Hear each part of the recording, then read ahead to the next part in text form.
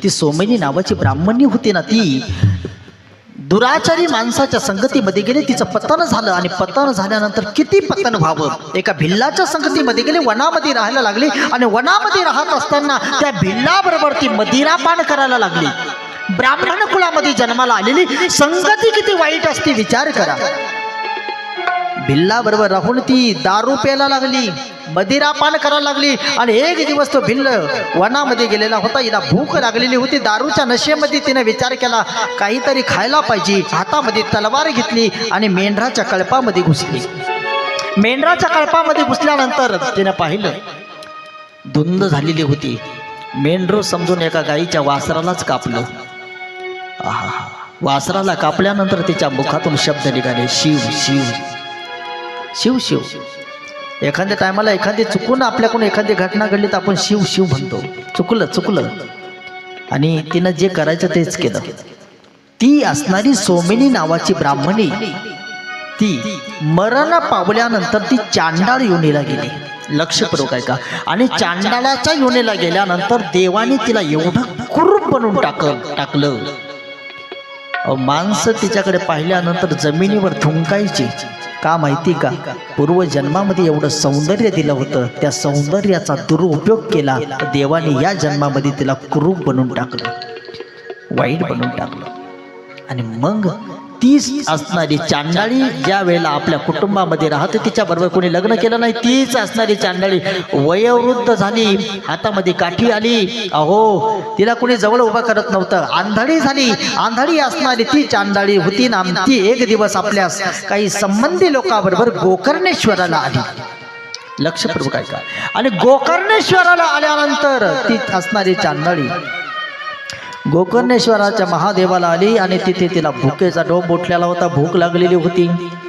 2 दिवसापासून चालत आलेली, पोटामध्ये अन्न नव्हतं. आणि महाशिवरात्रीचा परम पवित्र दिवस आणि त्या दिवशी ती गोकर्णेश्वर महादेवाला आले. आणि महादेवाच्या मंदिराच्या समोर काही लोक भीक मागत होते. त्या भीक मागणाऱ्याच्या रांगेमध्ये जाऊन उभी राहिली आणि भीक मागत हातामध्ये कटोरी घेतली आणि भीक मागत होती. मला कुणीतरी खाण्यासाठी काहीतरी द्या, मला भूक लागलेली आहे हो, मला खाण्यासाठी काहीतरी द्या. कोणी टाकत नव्हतं. हातामध्ये कटोरी घेऊन बसले. दिवस निघून गेला, संध्याकाळची वेळ झाली, तिच्या कटोरीमध्ये कोणीच काही टाकलं नाही. अहो, आणि मग एक सद्ग्रहस्थ रस्त्याने चालले, त्या मंदिराच्या असणाऱ्या दर्शनासाठी चाललेला होता. त्याच्या हातामध्ये बिल्वपत्र होतं आणि त्यांनी एक बिल्वपत्र तिच्या कटोरीमध्ये टाकलं.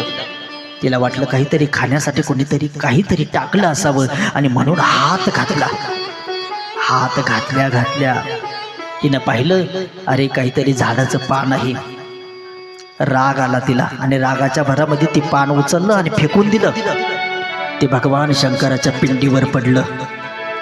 ते पान भगवान शंकराच्या पिंडीवर पडलं आणि ती रात्रभर तशीच उपाशी राहिली, थंडीनं गारटली. आणि मग सकाळच्या वेळेला काय झालं माहिती का, पोटामध्ये अन्न नव्हतं. 3 दिवस झाले उपाशी होती. तशीच असणारी ती चालता त्याच ठिकाणी पडली आणि मृत्युमुखी पडली, मरण पावली. आणि मरण पावल्यानंतर तिला यमदूत नेण्यासाठी आली आणि भगवान शंकराचे गणही आले. भगवान शंकराचे गण म्हणतात यमदूताला, तुम्ही कसे आले. अहो, म्हणे हिनं इतकं पाप केलं, मागच्या जन्मातही पाप, या जन्मातही पाप, हिला आम्ही नरकाला नेण्यासाठी आलो.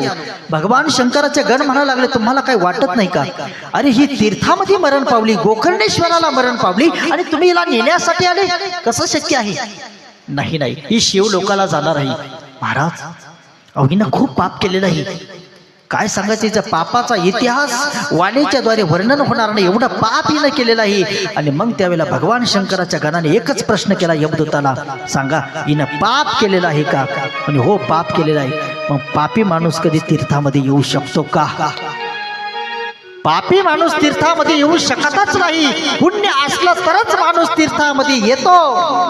आज केळेश्वराच्या प्रणांगणामध्ये तुम्ही बसले, तुमचं पुण्य आहे. म्हणूनच पुण्य आहे तेच लोक इथं आले. यांचं पुण्य असेल तोच इथे येऊ शकतो. पुण्य फळले बहुता दिवसा, पुण्य फळले बहुता दिवसा, पुण्य फळले बहुता दिवसा. भाग्य उदयाचा ठसा, भाग्य उदयाचा ठसा, भाग्य उदयाचा ठसा.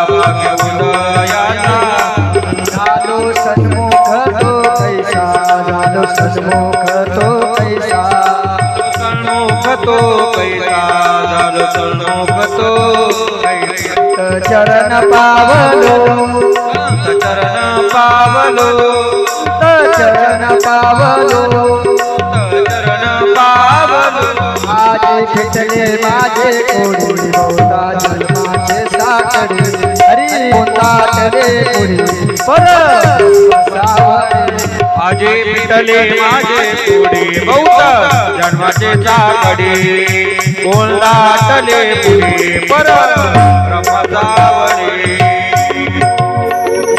पुण्य फळले बहुता दिवसा भाग्य उदयाचा ठसा. अरे ते भाग्य उदयाला आलं, पुण्य उदयाला आलं आणि म्हणूनच ही आली असेल. आणि मग त्या शिवगणाने सांगितलं हिचं कोणतं पुण्य आहे. मागच्या अवतारा मागच्या जन्मामध्ये वासरू कापलं त्यावेळेला ही दोनदा शिव शिव म्हटली होती ना. विचार करा, दोनदा शिव शिव म्हटली. अहो त्या नामाची काय ताकद असेल. त्या नामाने तिला तीर्थामध्ये खेचून आणलं हो. आहा हा हा. मागच्या जन्मात दोनदा शिव म्हटले तर या जन्मामध्ये गोकर्णेश्वराला आली. आणि मग भगवान शंकराचे घर म्हणतात तिनं एक बेलाचं पान भगवान शंकराच्या पिंडीवर वाहिलं. महाराज अहो तिनं रागाने फेकलं, जरी रागाने फेकलं पण ते शिवशंकरांच्या पिंडीवर पडलं. आणि म्हणून तिचं एवढं मोठं पुण्य आहे. आणि म्हणून तिला आम्ही शिवलोकाला नेणार का, कारण महाशिवरात्रीचं व्रत तिनं केलं. कारण दिवसभर उपाशी राहिली. तिने केलं होतं का व्रत, राहिली उपाशी, घडलं, ठरवलं नाही. मग विचार करा, तिनं शिवरात्रीचं असणारं व्रत केलं नाही तरी तिच्याकडून झालं. मग आपण करत आहोत, आपल्याला फळ का नाही भेटणार. आहा, सोपं आणि साधं उत्तर आहे. आपण करत आहोत, आपल्याला निश्चित फल प्राप्त होणार. आहा, शिवरात्रीचं. आणि म्हणून अशी पवित्र असणारी शिवरात्रीची असणारी कथा ती चांडाळीनेही उद्धरून गेली शिवरात्रीचं महाव्रताचं पालन करून. आणि म्हणून आम्ही शिवरात्रीचं व्रत करत आहोत. निश्चित भगवान शिवलोकाची आपल्याला प्राप्ती झाल्याशिवाय राहणार नाही. या केळेश्वराच्या प्रणांगणामध्ये गेली.